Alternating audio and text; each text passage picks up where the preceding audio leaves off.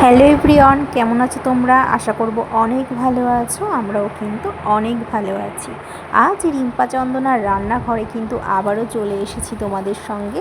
নতুন একটি দিন, নতুন একটি রেসিপি নিয়ে কিন্তু আবারও হাজির হয়েছি। তো বন্ধুরা, আজকে কিন্তু নিয়ে এসেছি দারুণ একটি রেসিপি।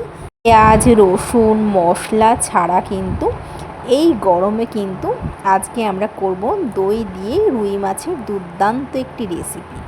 আর এই রেসিপিটা এতটাই খেতে ভালো বন্ধুরা, আপনারা বাড়িতে না করলে একদমই বুঝতে পারবেন না, কিন্তু চেটে পুটে খাবেন। তো এই যে বৈশাখ মাস পড়েছে, আর এই মাসে কিন্তু প্রচণ্ড গরম পড়েছে, সত্যি বলতে প্রচণ্ড গরম। আর এই গরমে কিন্তু কোনো কিছু খেতে একদমই কিন্তু ভালো লাগে না, মুখে একদমই রুচি লাগে না। তো ঘরে ছিল রুই মাছ, তো ভাবলাম রুই মাছ দিয়েই আজকে একটি রেসিপি করব। আজকে কিন্তু করব আমরা দই দিয়ে কিন্তু রুই মাছের দুর্দান্ত একটি রেসিপি। তাহলে চলো বন্ধুরা, আজকের রেসিপিটা তোমরা একদম স্কিপ করো না, পুরোটা দেখার জন্য অনুরোধ রইল। আমরা এখানে রুই মাছ নিয়েছি, মাছ ধোয়াটা তোমাদের সঙ্গে শেয়ার করলাম না। তো মাছটাকে ভালো করে পরিষ্কার করে ধুয়ে নিয়েছি। এবার লবণ আর হলুদ দিয়ে কিন্তু রুই মাছটাকে আমি ভালো করে কিন্তু মেখে নেব। তো এই যে আমি রুই মাছটাকে ভালো করে কিন্তু মেখে নিয়েছি। আর রান্নাটা যেহেতু সর্ষের তেলেই করব, তো কড়াইতে কিন্তু আমি বেশ খানিকটা সর্ষের তেল দিয়েছি। তেলটা ভালো করে গরম করে আমি কিন্তু রুই মাছগুলিকে এক এক করে কিন্তু দিয়ে দেব। তো দেখো, তেলটা বেশ গরম হয়ে গেছে। এবার আমি রুই মাছগুলিকে কিন্তু এক এক করে দিয়ে দিচ্ছি।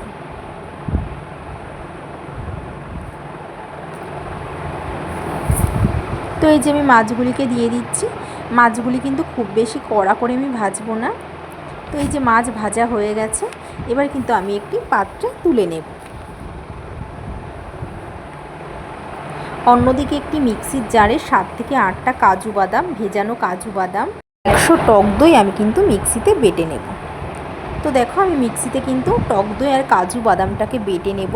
আর অন্যদিকে কাঁচা লঙ্কা আর কিন্তু আদাটাকে আমি শিলে বেটে নেব। মাছ ভাজার তেলেই আমি হাফ চামচ কালো জিরে দেব, দিয়ে ফোড়নটাকে একটু ভালো করে নাড়িয়ে আমি ওর মধ্যে আদা আর কাঁচা লঙ্কা বাটাটা কিন্তু দিয়ে দেবো। শিলে বাটা আদা আর কাঁচা লঙ্কা বাটা দিয়ে সামান্য জল দিয়ে আমি কিন্তু নাড়িয়ে চাড়িয়ে নেব।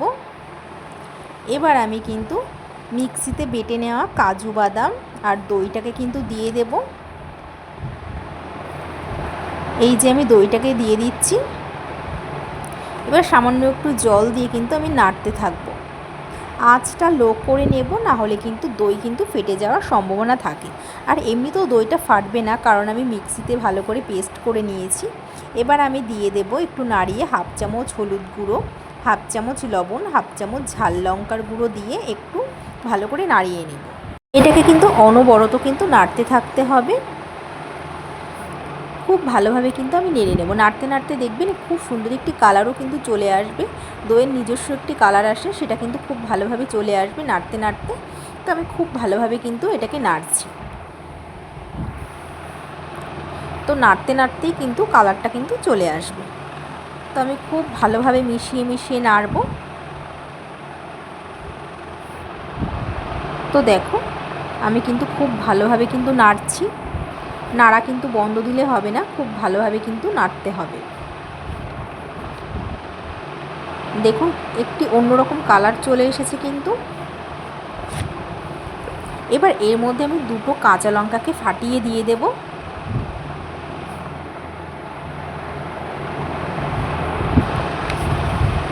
খুব সুন্দর একটি কিন্তু কালারও চলে এসেছে। আর এই কাঁচা লঙ্কাটা দিলে কিন্তু খুব সুন্দর একটি গন্ধ আসে, আর খেতেও কিন্তু খুব ভালো লাগে। এবার আমি কিন্তু খুব ভালোভাবে আবারও একটু নাড়াচাড়া করে নেব। দেখুন কত সুন্দর একটি কালার এসছে। এবার পরিমাণ মতন জল দেব। জল দেওয়ার পর আবারও খুব ভালোভাবে নাড়াচাড়া করে নেব।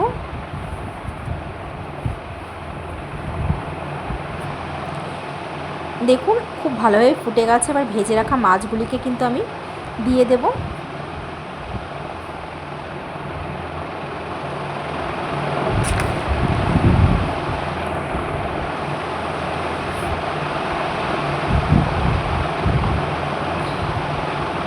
যেহেতু টক দই দেওয়া, একটু টক টক লাগবে, এর জন্য কিন্তু একটু মিষ্টি না দিলে ভালো লাগবে না। তাই আমি সামান্য একটু মিষ্টি দিয়েছি, যেহেতু টক দইটা আছে টক ভাবটা লাগবে না। তো মিষ্টি দেওয়ার পর আমি আবারও কিন্তু খুব ভালোভাবে মিশিয়ে নেড়ে আমি কিন্তু ঢাকনা দিয়ে রেখে দেবো 10 মিনিটের জন্য লো আছে। তো 10 মিনিট বাদে ঢাকনা তুলে আমি উপর থেকে একটু ধনেপাতা কুচি আর সাই গরম মশলা গুঁড়ো দিয়ে দেবো, দিয়ে খুব ভালোভাবে মিশিয়ে নাড়াচাড়া করে নেব। খুব ভালোভাবে কিন্তু আমি একটু বলে কিন্তু তুলে নেব। তো তৈরি হয়ে গেছে কিন্তু আজকে আমাদের পেঁয়াজ রসুন মশলা ছাড়া এই গরমে কিন্তু রুই মাছের দই দিয়ে একটি দুর্দান্ত একটি রেসিপি আমরা করেছি। দেখুন কত সুন্দর একটি কালার চলে এসেছে। তো তোমরা তো বাড়িতে দই কাতলা খেয়েছো, একবার এরকম রুই মাছ দিয়ে দই দিয়ে বাড়িতে রেসিপিটা করে দেখুন বন্ধুরা, দারুণ লাগবে খেতে। তো বন্ধুরা আজকের রেসিপিটা তোমাদের কেমন লেগেছে? আজকের রেসিপিটা যদি তোমাদের ভালো লেগে থাকে অবশ্যই একটি কমেন্ট করে জানিও যে তোমাদের কেমন লেগেছে। তো আজ এই পর্যন্তই, আবার দেখা হবে নেক্সট ভিডিওতে। ততক্ষণ তোমরা সুস্থ থেকো, ভালো থেকো, আর বাড়িতে কিন্তু অবশ্যই একবার ট্রাই করে দেখতে পারো। আমার তো দুর্দান্ত লেগেছে খেতে, কোনো রকম মশলা ছাড়াই যে এত সুন্দর খেতে লাগে তোমরা বাড়িতে না করলে একদমই বুঝতে পারবে না। তো আজ এই পর্যন্তই, আবার দেখা হবে নেক্সট ভিডিওতে। ততক্ষণ তোমরা সুস্থ থেকো, ভালো থেকো।